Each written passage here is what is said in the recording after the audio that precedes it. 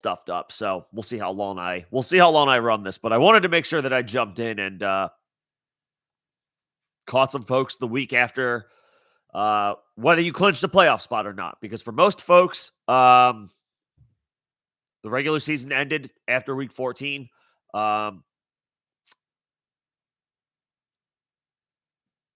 Hopefully, I was able to steer y'all in the right direction as far as clinching a spot.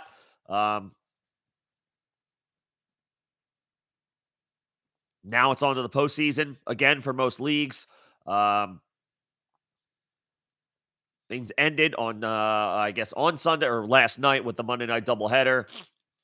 2 games being on at the same time while having stakes in both of them was a little frustrating, but made it through. I've got several playoff teams that I'm working with here. Feeling pretty good about it. One spot I kind of backdoored in, so you make no apologies for it, but at the same time, you wish you would get in on your terms, make you feel a little bit better moving forward. But hey, fantasy is random, and making the dance is all that counts or all that matters at this point. So we'll see how things play out. Got a number 1 seed overall. That felt good. In one of my dynasty leagues, I got the number 1 overall seed. We'll see how that goes. I feel like I have a solid squad. It's a consistent group. And it's got a couple of heavy hitters and then just a bunch of like decent contributors. Nobody that really like blows the doors off consistently. So we'll see how things go. And I thankfully don't have to worry about things over there until week 16. Which is good news because I have Josh Jacobs and I have Tyreek Hill on that team. Those are my heavy hitters. Everybody else is kind of like, I got a bunch of wide receiver 2s and 3s. They kind of like collectively pull me along, but like not a bunch of heavy hitters in my lineup, just like some decent depth, I guess. But, Jacobs exits his game early. Tyreek gets banged up last night on the ankle injury. Looked like a horse collar tackle. I didn't see the hand go all the way in on the jersey, but there was maybe I don't know, the hand was kind of on the back. I don't know. I didn't get a clear look at it. But Tyreek missed a sizable chunk of that game last night. So I'm thinking, oh no, I'm going to come out of week 16 and it's going to be over before it even starts. But Tyreek did enter the game last night. Jacobs did not. Apparently Tyreek Hill is day to day. So we'll keep an eye on his status throughout the week. Josh Jacobs, a little bit more, of an immediate concern because the Raiders play the short week Thursday night game this week against the Chargers in what is shaping up to be a horrendous game between Aiden O'Connell and now Easton Stick, with Justin Herbert out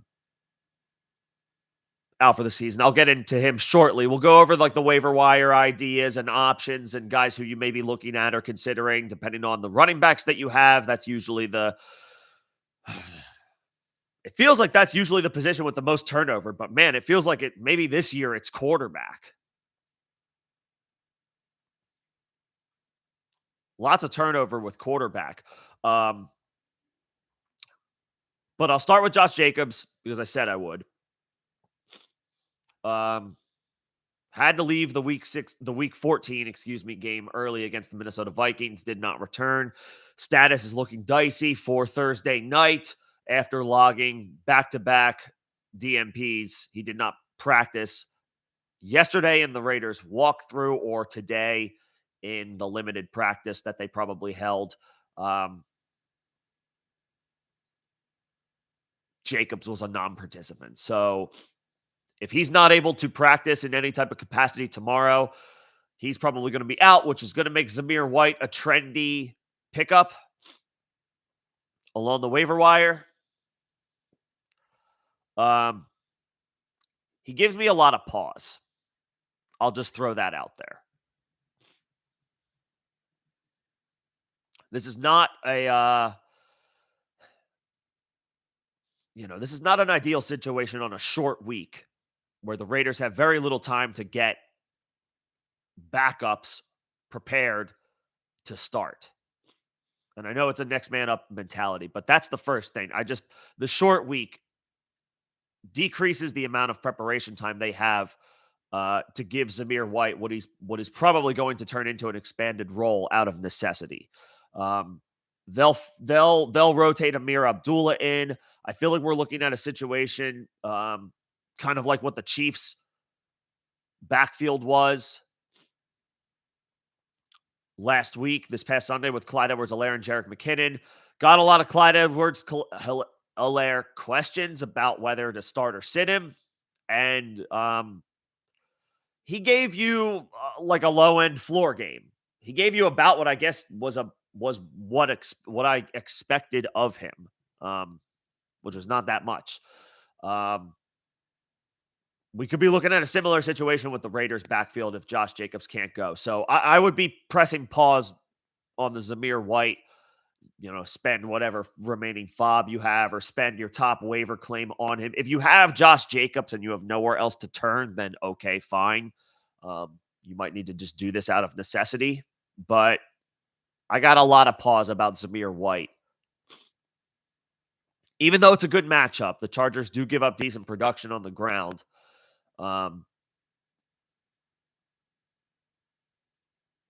They'll likely rotate in a third player. Amir Abdullah will be in on pass catching situations. I just, we've not seen enough from Zamir White for me to automatically assume that he's going to be a worthwhile waiver wire pickup this week.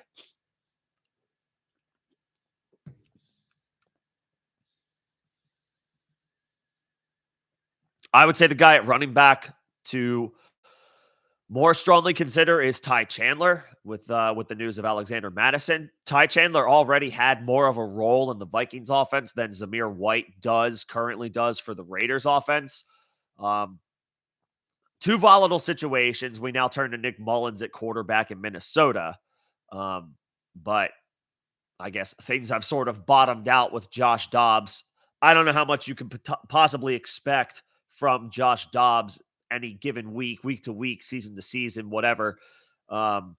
He has already exceeded expectations, and for things to kind of be coming back to earth for him should not necessarily be completely unexpected. So we'll see how long that this Vikings offense can ride with yet another quarterback in Nick Mullins, but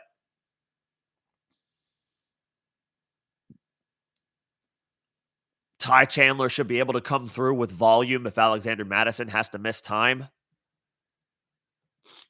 even though it's a questionable offense with a fourth quarterback, I think, or at least third quarterback that Minnesota has had to run out there as a starter this year.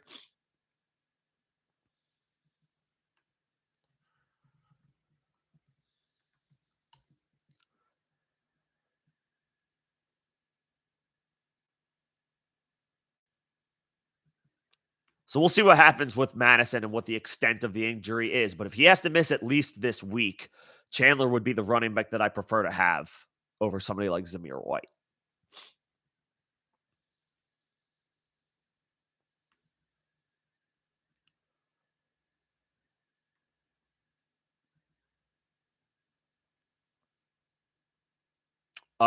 Wanted to talk running backs first. Again, it just feels appropriate and sort of traditional as far as it comes to the waiver wire with how sporadic their availability is. But again, this year might be an exception with the number of quarterback injuries that we have.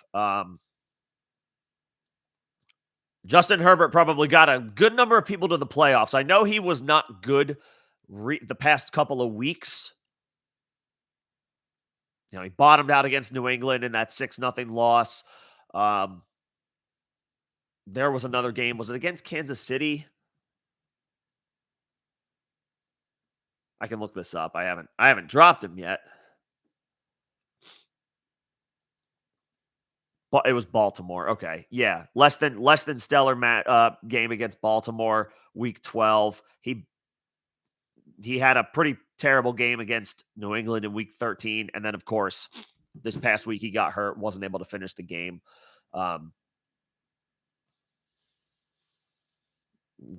Gave you next to nothing this week, although not 100% his fault. Injuries happen. Prior to those 3 weeks, Justin Herbert was probably a huge driver for your team. I would think there are a solid number of teams. I would say more teams who have Herbert than not on their roster made the playoffs. put up some big time numbers this year.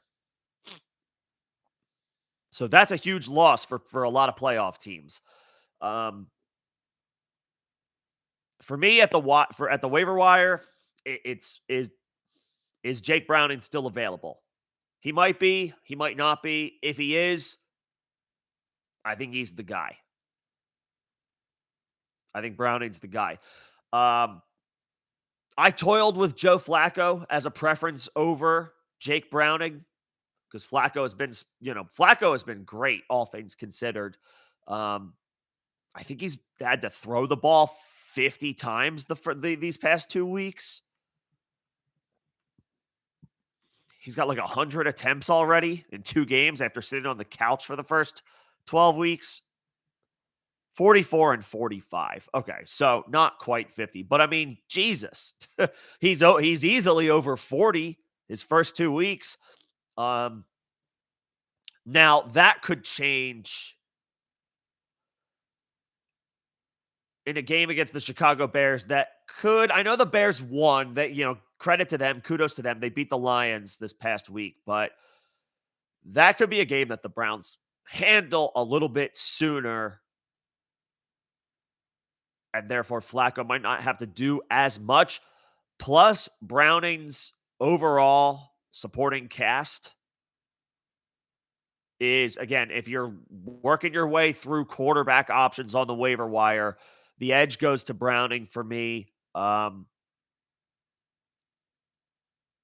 Specifically in this matchup, he's probably going to be I feel like this is likely a more competitive game. There's not as much of a talent imbalance between the Vikings and the Bengals, given their current states, than there is, I would say, between the Browns and the Bears. Between that, what I expect to be, if what I had to guess were to be the more competitive game, coupled with the weapons at each quarterback's disposal, I'll take Browning over Flacco, even though I think it's fair to say they're the top two. If Browning is still available in your league, and last I checked, he's only rostered in about a quarter of one quarterback leagues, so he's still pretty widely available. Browning would be the top guy, and then I would say Flacco.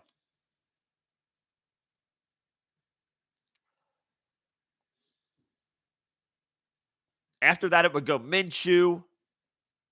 Nothing super scary about the Steelers. And that's a home game. And then after that, I would say not Desmond Ridder. You can't trust the Falcons on the road, but any Desmond Ridder home games, you feel a little bit better about, again, if you need to fill in the quarterback spot if you lost Herbert. Herbert got a lot of teams to the playoffs, I'm sure. Unless the rest of your roster was absolutely decimated by injuries or just, draft picks that didn't work out. Herbert carried a lot of teams to the playoffs. So now we got to bring it home for him, right? He gets a championship ring too.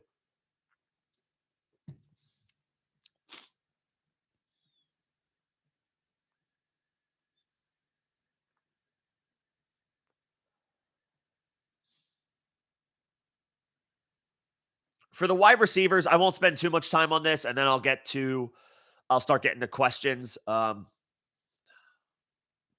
receivers, it's just at this point, you probably are set. Tyreek Hill is day to day. Justin Jefferson is day to day. Anybody on the waiver wire is probably not in consideration, unless you maybe have, if you lost Nico Collins. We don't know the status of him for this game upcoming Sunday against the Titans, which would be a good matchup. You could go Noah Brown, but he didn't really do anything with an expanded opportunity. I know it was a tough spot. It was a tough matchup on the road against the Jets, but Noah Brown didn't really do much. Zay Jones had a high target share. If you're hurting a wide receiver, maybe if you lost Christian Kirk, if you have Nico Collins, a Zay Jones is a decent option. He's going to have to be more of a full-time player moving forward with Christian Kirk done for the rest of the regular season.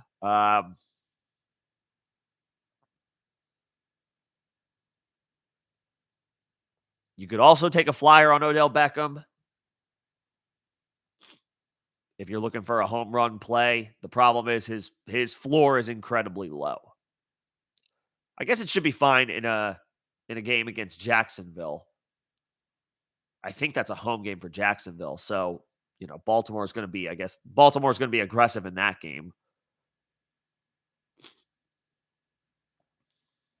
But these are hopefully depth purposes only. Wide receivers should be a little easier to fill depending on who you have and have been relying on at this point in the season.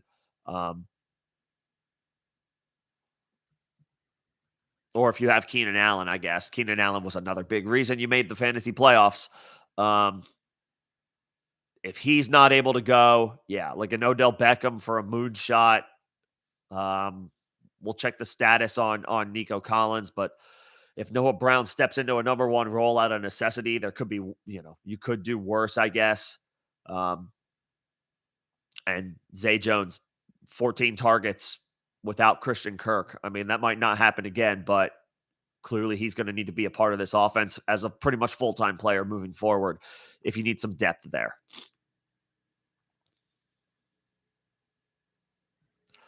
And I'll skip the tight ends because that shit's on a game-to-game basis, a week-to-week basis based on matchups. All right. I see y'all. Appreciate y'all coming in. Sorry for the delay today.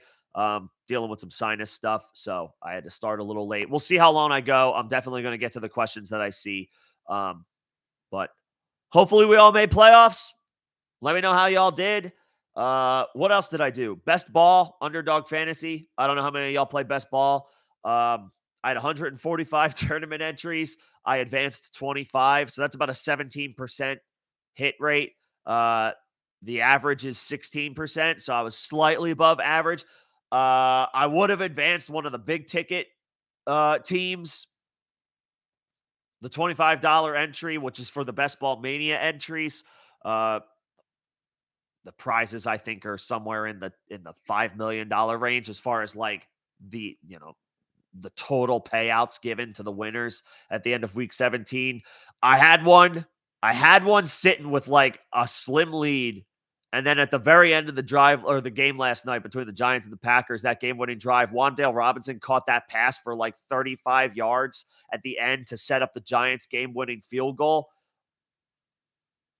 And that catch pushed the person who was directly below me above me to advance their team, and I got knocked out. So that one was a little heartbreaking last night. But on the whole, 17% advance rate for me for best ball. Not bad, all things considered. If y'all play best ball, if anyone is interested in best ball, we can absolutely talk shop there. We can talk shop in the offseason if you would like about it, learn more about it. It's a lot of fun. And for anybody who doesn't mind the idea of drafting over the summer, maybe you don't start so early. You want to let some developments play out before you start trying to make any decisions. But you can play for as little as $1 or $3 or $5. You can treat it as mock drafting. And if you mock draft a good team, you'll get a payout. It's pretty fun. Okay. I'll stop there. I will get to questions now. Again, for anybody coming in new, or if you've been around the block, I will get to my members first. That is a perk of being a member of the channel. Supers are also line jumpers, not necessary, much appreciated, but not necessary. They would jump the line as well for questions, and then I will get to everybody else. So appreciate everybody's patience as I work through this. What's going on, Crumbly Heads? Good to see you, man. What's going on, Greg? Hopefully we got those dubs. Crumbly Heads is the 1 seed. Hell yeah. 5th seed another. Hell yeah. Congratulations. Let's go. Pour yourself a drink or however you want to celebrate. Do that tonight. And then we flip the script, right? It changes. Then the focus is on next week. It's all business from here on out as we make the playoffs. I got a 1 seed. I got a 5 seed. I have a 4 seed. And I have a 6 seed. So I got three matchups this weekend. We'll see how they go. And then I will have at least one in week 16 let's dance. We're in a dance, baby. Let's do this. Greg moved into the first seed. Hell yeah. Let's go. Um, if anybody care, I mean, share your story. What happened this year? Whether it was you made the playoffs or did you just miss out? Nobody's gonna, there's no hard feelings here. It's whatever happened. Because then that's a way. It's like, all right, what can we do better for next year? So if anybody cares to share, you can. I mean, I assume folks who are trickling in have something going on, have something to play for. Y'all got better things to do. If other than hanging out with me, if you didn't make the playoffs. But if you did, talk shop, talk your shit, let us know. And if you didn't, that's okay too. What can we do better for next year? But Greg got the 1 seed. That's awesome.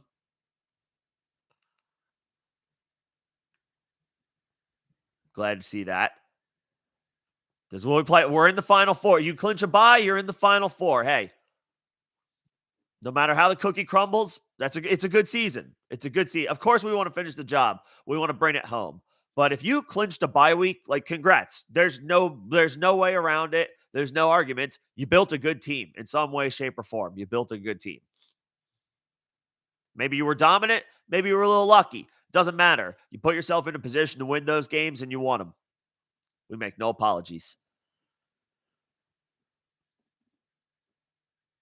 Like, no apologies. The one thing that I fucked up on was, I was advocating for Nico Collins this weekend. Unfortunately got hurt. I guess I won't beat myself up too much. I know that I suggested him a lot in a lot of start-sit questions. But, I mean, what can you do? The guy got injured. It wasn't like a straight-up poor performance. In fact, he had a catch early in the game, and I was thinking to myself, all right, here comes the volume. And then he picked up the calf injury.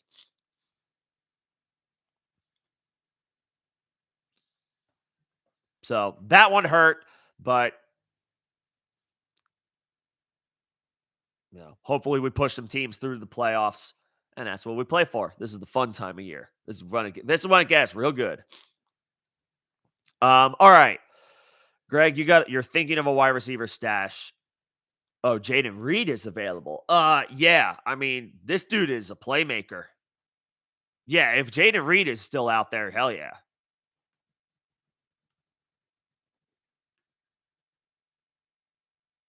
Hell yeah. I mean, if Jaden Reed is still on waivers, yes. Yes. Um, Cooks is good, attached obviously to an electric offense, a good offense, and is a mainstay in that offense. I know he didn't have a big game against Philly, but prior to that, he's had four strong performances in 6 weeks prior to last week. I mean, Brandon Cooks is streaky. He's always been streaky. That has been kind of thing in his career, but he's always had the numbers at the end of the day. At the end of the day, at the end of the season, it's like, okay, he put up 1,000 yards, he put up 1,100 yards, he put up 1,200 yards. He put, the numbers with the production is there at the end of the day. The problem is he is streaky. We got to keep an eye on the status of Christian Watson and Aaron Jones. That will obviously cut into Jaden Reed's opportunities. But at this point, this dude is a playmaker. They're finding ways to get him the ball however they can. The only other problem is Jordan Love. Like, Love's alternating between Jordan Love is the Jekyll and Hyde quarterback of the NFL, man. Sometimes he looks like, oh man, the Packers did it again. They got a third stud quarterback in a row. And then other times it's like, this dude is awful. He like goes back and forth between the extremes. Yeah, there's a little bit of inconsistency in Jordan Love right now. So that's less than ideal. He needs his full complement of weapons back, no doubt. But if any one of Christian Watson or Aaron Jones has to miss a game, Jaden Reed is on the flex roadmap.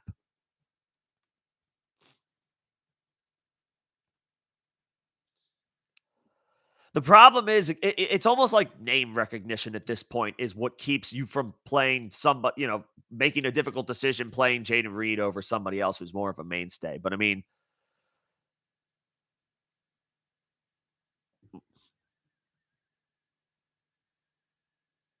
Got involved as a receiver, got involved as a runner last night. He had 8 catches, only for 27 yards, but he chipped in as a runner. He scored, like on an end around. And then weeks 10, 11, and 12, he had a touchdown in 2 of those 3 games.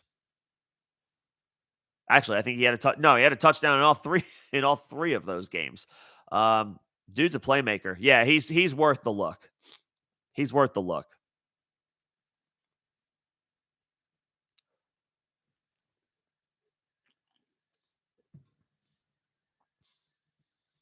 And yeah, send me the rosters later. I might be asleep.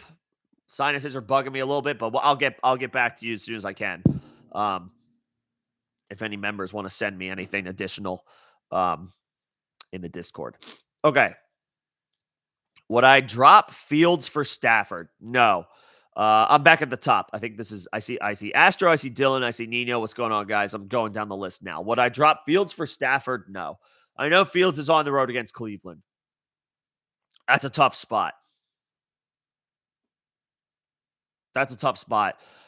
And I have a little bit of concern because do y'all remember that game where Justin Fields, as a rookie, like was having like the most miserable time of that anybody could possibly ever have as a quarterback in the National Football League? It was against the Cleveland Browns. They were hounding him. He wasn't getting anything going on the ground. The offense was not working. This is back when this was before Eberflus was the coach. Who was the deadbeat? Who was the trash coach the Bears had before Eberflus?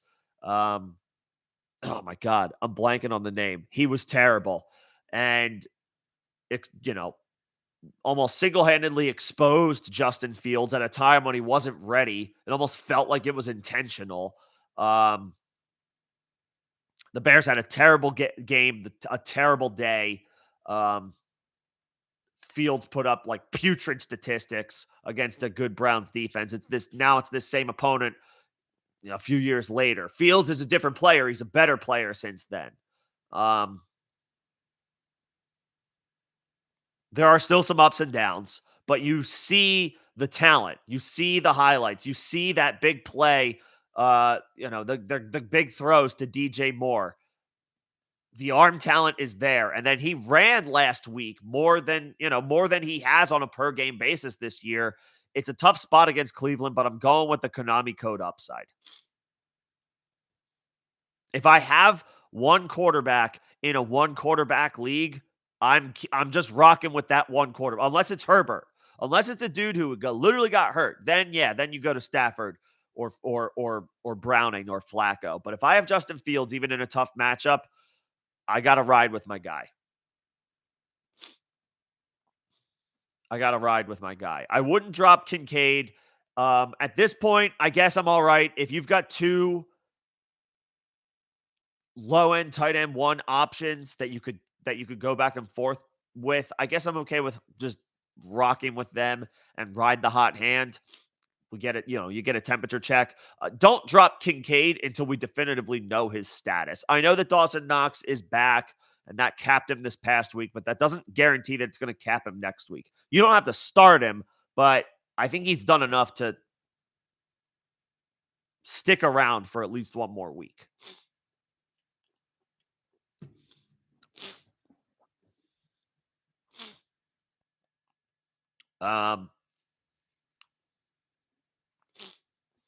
And are we rolling with the Dallas Cowboys against the Bills? Yeah.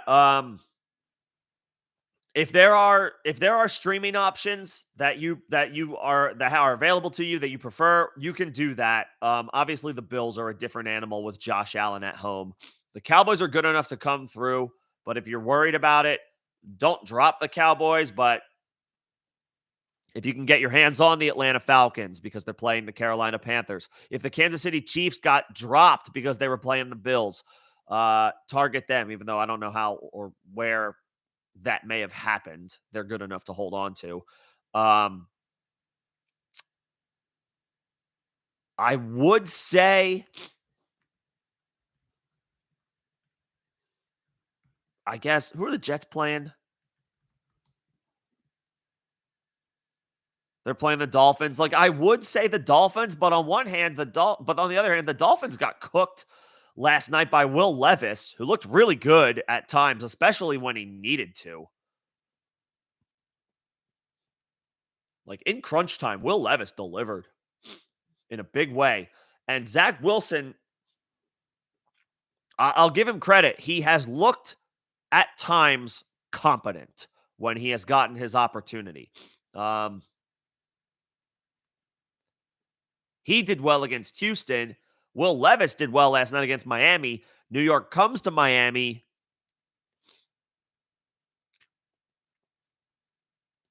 This week, I don't know if I necessarily feel super spectacular about the Dolphins in that matchup.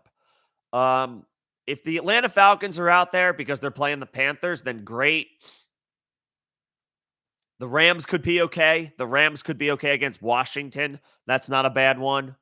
But the Cowboys are going to be the most talented unit. You can try to pick one up. We can talk about it later in the week and make a final decision. But no matter what, the Cowboys will be the most talented unit that is at your disposal. So if you want to pick another one up, that's fine.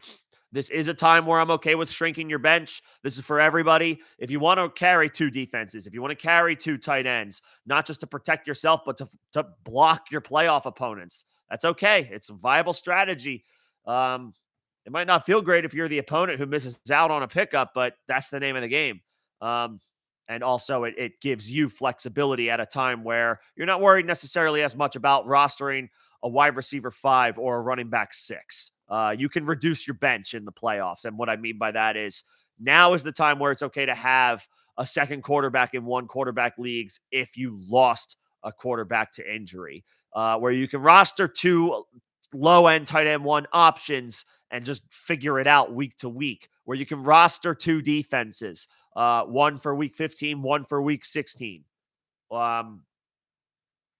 This is a time where you can do that type of stuff, and that's okay.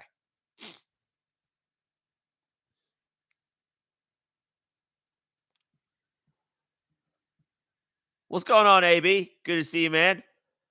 All 4 teams made the playoffs? Hell yeah. Yeah, everybody, if you want to share what happened. Where did you make playoffs? How many teams did you make playoffs in? What's your seed? How'd you get there? If you missed, that's okay. What do you think happened? Who'd you draft? How can we do better next year? We can, this is a safe space. What happened? I definitely want to hear about it. So for all 4 teams made the playoffs, let's freaking go. Hell yeah.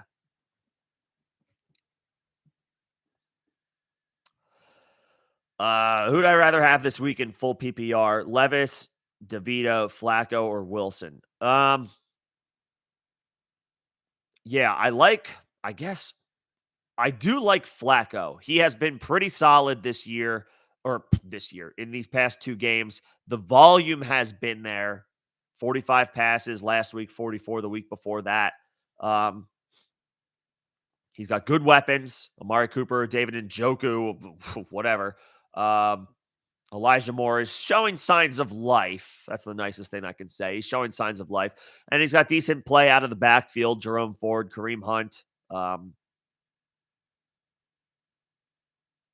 Solid collection talent, good offensive line.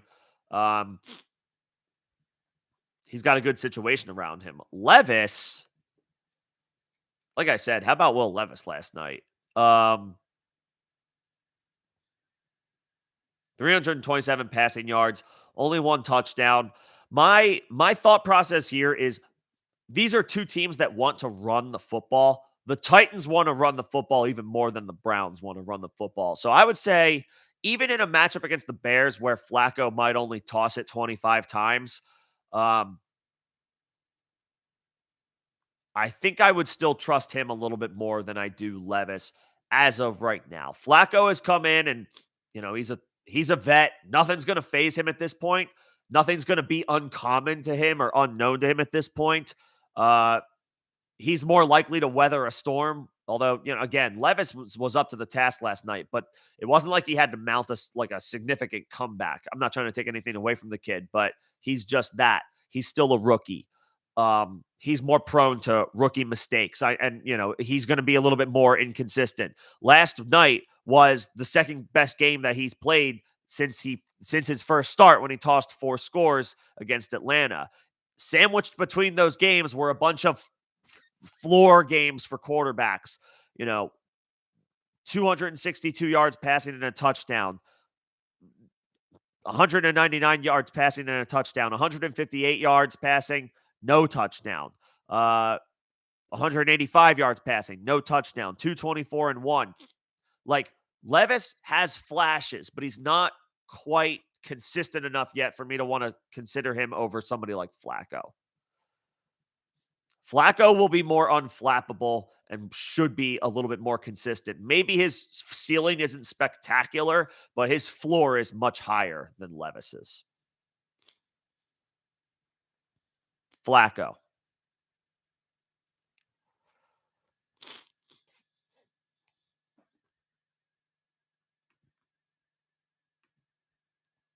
Good job grinding through school, AB. We respect the hell out of that. Cheers in the chat for AB.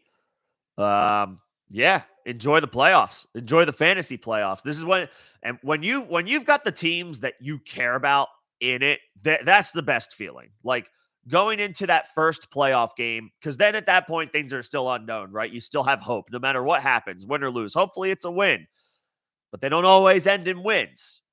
That's okay. We know this, but obviously we always want to win. That the best feeling is when you've got the teams that you care about the most, that matter to you the most in it, as you start that first week of the fantasy playoffs. It's a good feeling. Your hope is still 100% alive.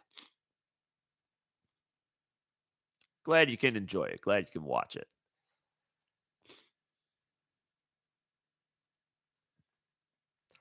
Okay, so like I said, Zay Jones is a good pickup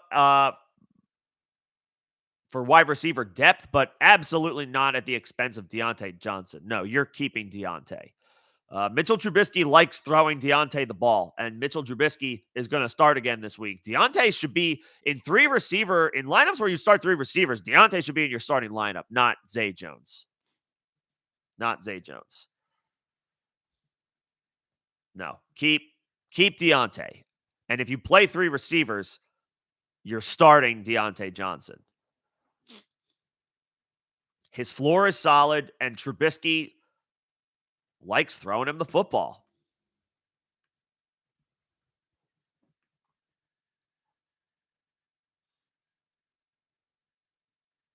Got 7 more targets last week. Ho hum. Could be 8 or 9 on the road with 10 days rest against a better team in the Colts. Yeah, Deontay's You want to fire up Deontay in 3 receiver leagues, which is hopefully every league.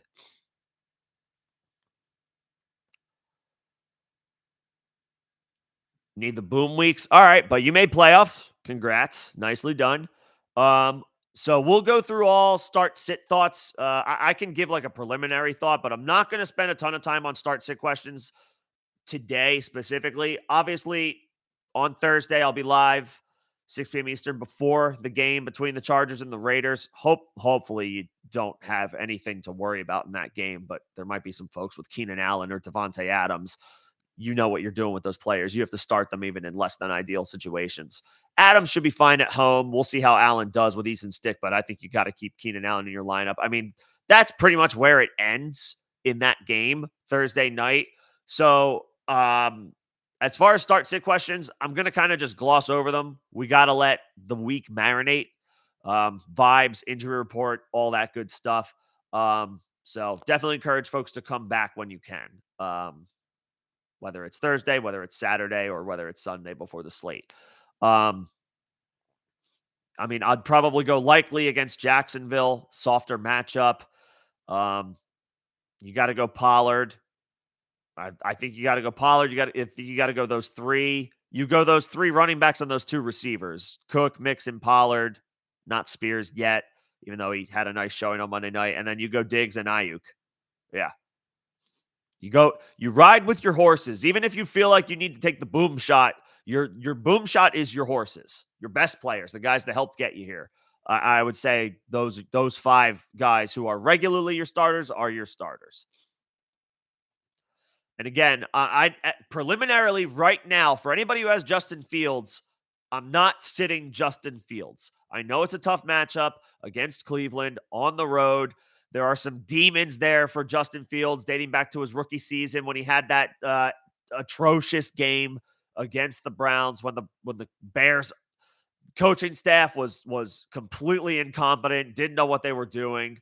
That's gonna wait. I gotta look this up. Oh, it was Matt Nagy. That's right. Holy crap. How did I forget that? How did I forget that? Man, he turned out to be. He turned out to be a nothing burger as a head coach. Oh man, he was supposed to be an offensive guy from the Andy Reid coaching tree, and he set Justin Fields back in his career if he did anything at all. Um, Yikes. Anyway, I'm not sitting Justin Fields as of right now. Even in this bad matchup on the road, there is still a ceiling there with Justin Fields. He's an elite runner. The Browns are a still really strong defense, but they are not playing as dominantly as they were earlier in the season, weeks 5, 6, 7, 8, 9. The Browns were dominant. Things have changed a little bit. They haven't been quite as good ever since the quarterback situation unfolded into what it is now. Yes, it's still a bad matchup by the numbers, but Justin Fields is a Konami code upside play, even in a bad matchup. As of right now, I'm not sitting him. If you are in a 1 quarterback league and Justin Fields is your quarterback, I'm not advising a waiver wire ad of another quarterback for anybody. Anybody that has Justin Fields. I don't, whether it's Stafford, whether it's Browning, whether it's Flacco, whether it's Minshew, Levis. No. Like my answer to all those is no. I'm just going to play Fields. I'm here. I'm in the dance. Fields was the guy that I had pinned to be my guy at week 1. He's had enough strong weeks. I've seen the upside. I've seen the big play enough times where I got to go with him. Things could, if I'm singing a different tune on Saturday, then I'm singing a different tune on Saturday. Saturday is so far in the future right now. We got to get through the week first.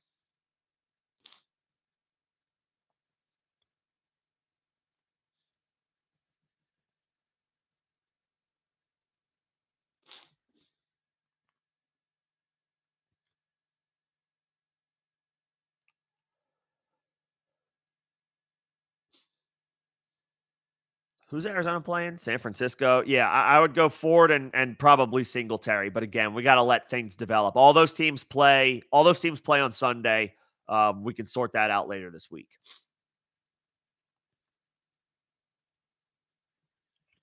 So yeah, start sit questions are fine. I know people want to sort out their playoff rosters, their playoff lineup. That's all good. I'm gonna kind of gloss over them though for today, just because we got to let the week play out. We just got to let the week play out, injury reports play out, all that good stuff. Overall vibes in general, study the matchups, all that. So it's all good.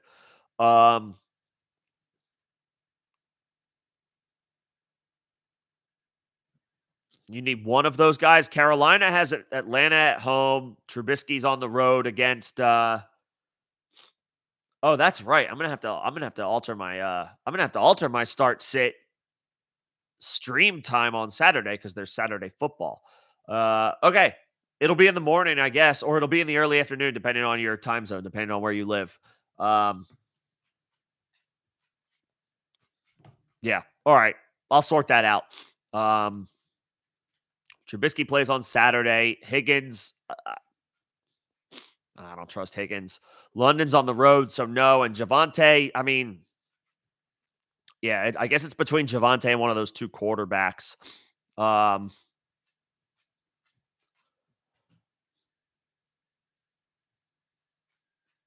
Yeah, I'm going to have to think about that one.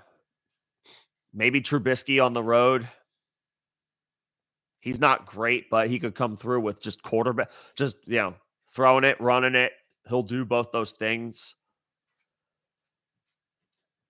Young will as well, but he's making more mistakes on a bad. He's more prone to more mistakes on a bad offense. I don't mind the idea of playing Javonte, but does the script change for him on the road? I don't know. I guess I would tentatively think Trubisky. Sorry, y'all. The sinuses they're coming after me good today. But I needed to make sure I came in and hang with my people the day after. Hopefully, everybody clinched a playoff spot. So good job for everybody in the chat who made playoffs.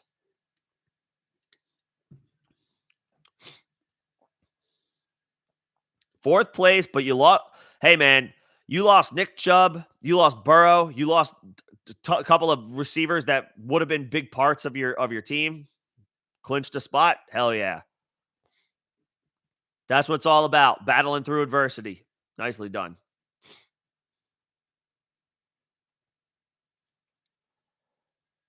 Nicely done.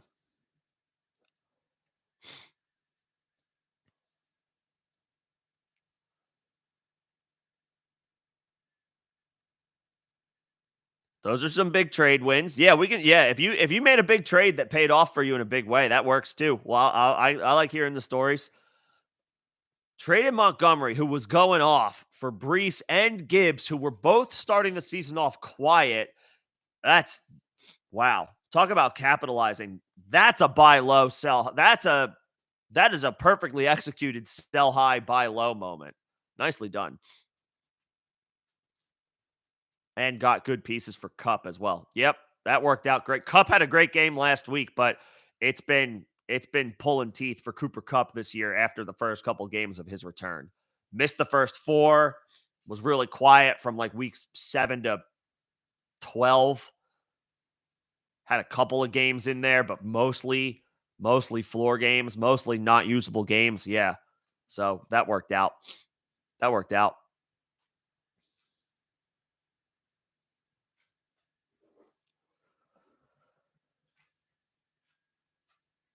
Play 3 out of 4. There you go. There you go. Good to see. Good to see. If you, yeah, 3. That's a great ratio. I think mine was 4 of 5. I missed him 1. I had Nick Chubb. I didn't. You only start 2 receivers. I didn't take my second receiver until late, and by that point, you're toast. In 2 receiver leagues, you need stud receiver options that you can just like lock in each week and forget about it. Running back is a little bit more something you can wait on in those leagues. So I blew that one. I had Nick Chubb, lost him obviously for the year in week 2. Never recovered. Not as high stakes as some of my other leagues. Yeah, the others I did okay in. So 3 or 4, that's good.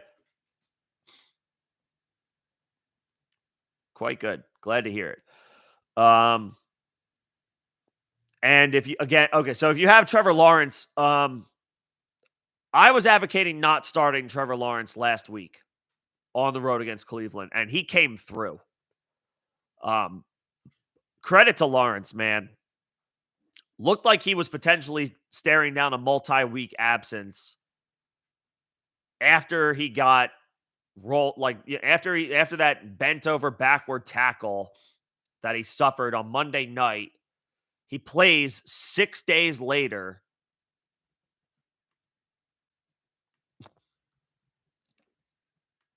Nearly led a comeback. The numbers were not spectacular. He threw 3 interceptions, but he had 50 attempts. He completed 28 of them, 257 passing yards and 3 touchdowns in brutal circumstances on the road against Cleveland.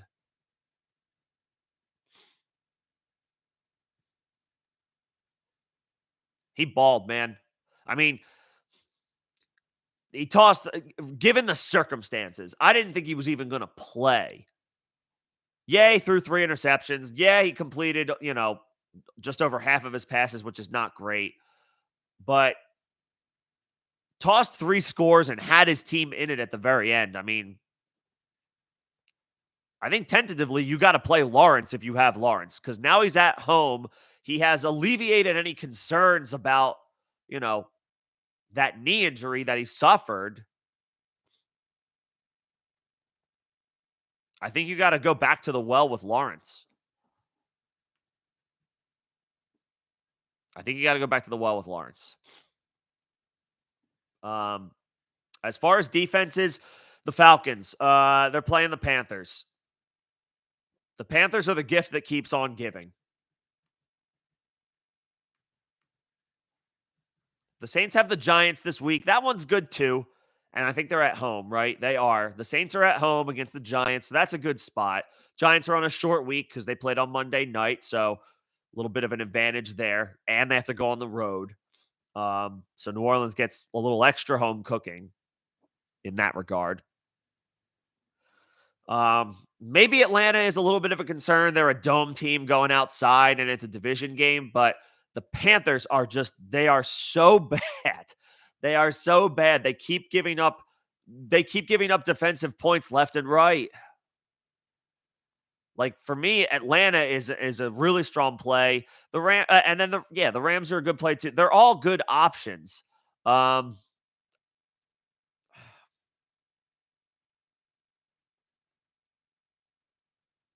guess I would tentatively say the Falcons. That might change to one of those home teams.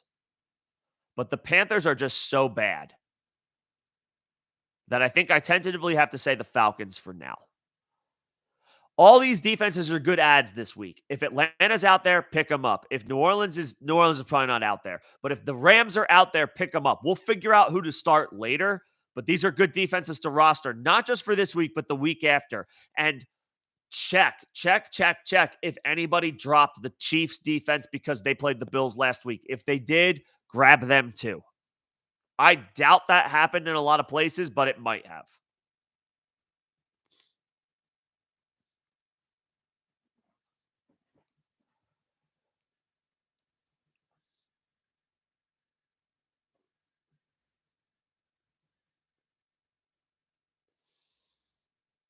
So, yeah, tentatively, the Falcons are my favorite stream this week. That could change. Could be the Rams, could be the Saints because they're the home teams. But tentatively, right now, it's Atlanta just because of how bad Carolina is. It's Matt. Thank you, Dill. Yeah, Matt Nagy was oh, God. What a terrible head coach. He was so bad.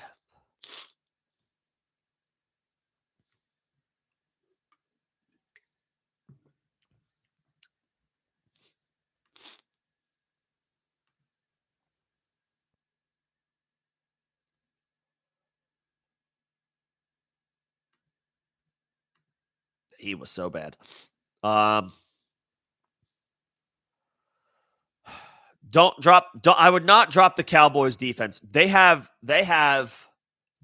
I know Detroit is like not the most appealing looking matchup as far as like where you to stream a defense against, but that's a home game for Dallas and they are killing it. They have 2 games at home to end the fantasy regular season or to end the fantasy playoffs. Isn't it the Bears and the Commanders? Or not the Commanders. They already did that. They already played them. It's oh,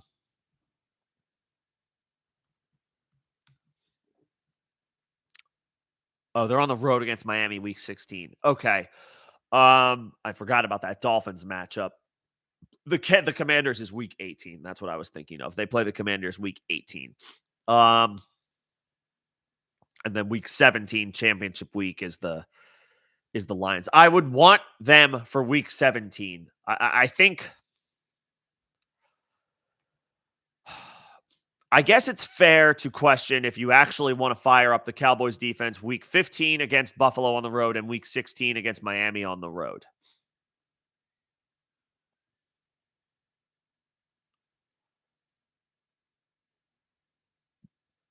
They're really talented though. They're really talented though. I would say if you can get the Browns, well, if the Browns are available, they would be worth a swap straight up. Because they have Chicago this week,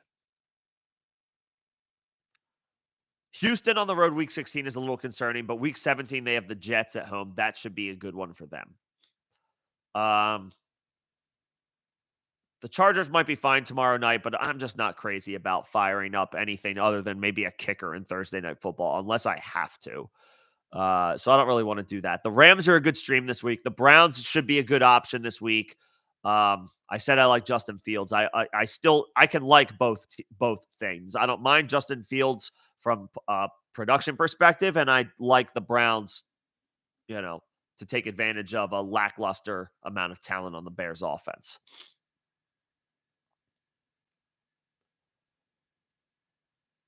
Browns would be number one for me, I guess, then the Rams and then the Cowboys, but it's not like a big drop off. I don't think I would drop them.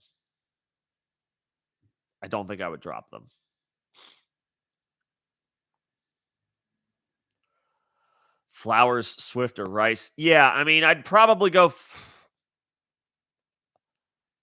Well, you could go Swift. The Eagle, maybe the Eagles course correct, and the Seahawks have been so bad against running backs recently, so maybe Swift. I don't think any of these guys play until Sunday, so we certainly have time to sort that out. But for what it's worth,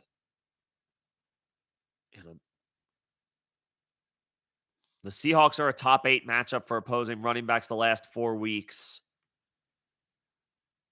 The Jags are a top 5 matchup for opposing wide receivers. So, all right. Is it full PPR? I guess I would say Flowers if it's full PPR and maybe Swift if it's half PPR. We can make a final determination this weekend. But I guess if it's full, I'll say Flowers, and if it's half, I don't mind going to Swift. Rice is good too, but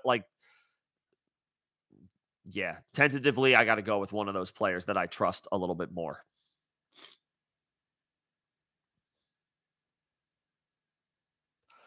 Who to pick up? Well, the guy to pick up for a game this week is if Alexander Mattison is out, and then it would be Ty Chandler in a good matchup against the Bengals. I'm not crazy about Zamir White. I feel like we're looking at a similar situation in the Raiders backfield on Thursday night that we saw with the Chiefs backfield on Sunday against the Bills. Isaiah Pacheco, the regular starter, was out. Clyde Edwards-Helaire got in there as a runner. Jerick McKinnon got in there on third down as a pass catcher. It was McKinnon who scored the touchdown.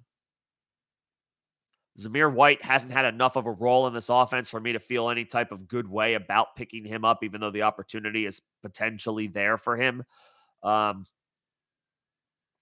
I would say Ty Chandler. Chase Brown, I mean, if you're in a keeper league, get Chase Brown. Could we see an expanded role? Yeah, we could. If you can afford depth, if you're not looking for, or if you have Mixon, then Chase Brown is absolutely like the priority add. But if you need a guy, if you're closer to needing a guy to start this week, I think that would be Chandler, depending on the severity of Alexander Mattison's injury. So it depends on what you need. And Spears had a really nice game on Monday night. It's just tough to predict his usage each week. I like Tajay Spears a lot, but it's tough to advocate for him as a start, unless Derrick Henry were to sit out. So depends on what you need more than anything. Palmer or Zay Jones is the better waiver ad. He has his quarterback. Trevor Lawrence is still healthy. For Josh Palmer, Justin Herbert is done for the season. It's Easton Stick for the rest of the way. I don't like that at all for anybody in that offense. Keenan Allen might be fine on volume, but obviously the ceiling in this offense is gone with Justin Herbert out for the year. I mean, Zay Jones, Christian Kirk is done. We saw Zay Jones get an expanded role, and he still has his quarterback. Take guys in good situations. And then as far as your quarterback, I mean, I'm playing the most talented player there in the year 2023, and that's Kyler. I know it's against San Francisco, but it is a home game. He's coming off his bye week, so Kyler's rested. Um, I would think Kyler keeps them somewhat. They're not going to win, but I would think he's capable enough of keeping them somewhat competitive in that game. I would play Kyler and his rushing upside. You lost Herbert. Fields is available. So yeah, if you can get him, get him. If you can't get him, um, Stafford is fine at home against Washington. He would be the next guy up. Um, and then I would go. So in the order you have it, and then I would go Browning, Fields, Stafford, Browning. In that order is what I would do. And you have a bye. Oh, so you don't even need to worry about Fields in the Week 15 matchup against Cleveland. If it's fob, throw all your fob on Fields. If it's not, just put the top waiver claim that you have on Fields and hope for the best. And then I would go Stafford, and then I would go Browning. What's going on, Callie? Miami or the Falcons? Yeah, so I like the Falcons quite a bit as a stream this week. They are playing the Carolina Panthers. The Carolina Panthers offense is the gift that keeps on giving for defenses this holiday season. The Falcons are up next. They are not as good of a team on the road as they are at home, so there is a little bit of pause that I have there, but Miami just gave up 28 points and a sizable lead to Will Levis last night, who has been kind of inconsistent and putting up low-end numbers since his first start. So I don't know how much I trust the Miami offense against Zach Wilson, who has been looking more competent recently. I'll take my chances with the Falcons and target the offense that has been the most giving to opposing defenses this year, and that's the Panthers. I'll take the Falcons. Give me Atlanta, even though they're on the road. I don't want to start any of their skill position guys other than Bijan Robinson, but I'll take their defense against Carolina.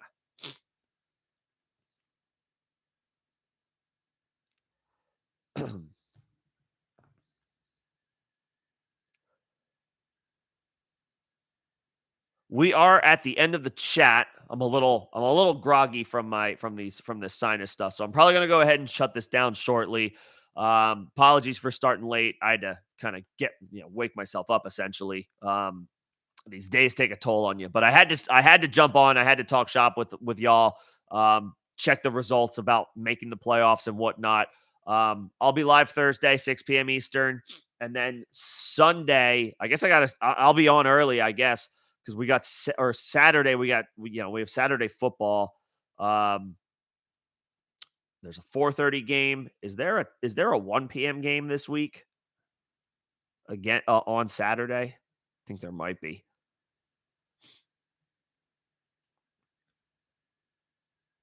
There is. That's right. Vikings Bengals is the 1:00 game on Saturday. Okay. 11 a.m. Eastern start time on Saturday. 11 a.m. and 11 a.m. Yeah, that's what we're going to have to do. 11 a.m. Saturday, 11 a.m. Sunday, because we've got games on Saturday, and there's a lot of players at play that day on Saturday. 11 a.m. start time on Saturday for start sit help, 6 p.m. Eastern for Thursday. We can sort things out as we have the first wave of injury reports and vibes on the week and matchups and all that good stuff. But yep, we'll be starting early on Saturday. We'll be starting early on Sunday. 11 a.m. Eastern, both Saturday and Sunday for start sit help. So I'll see you guys later this week. Congrats again on everybody who made the playoffs. Let's keep it rolling. Let's move on to the next round. And I'll see you guys on Thursday ahead of Raiders Chargers. Thanks, everybody.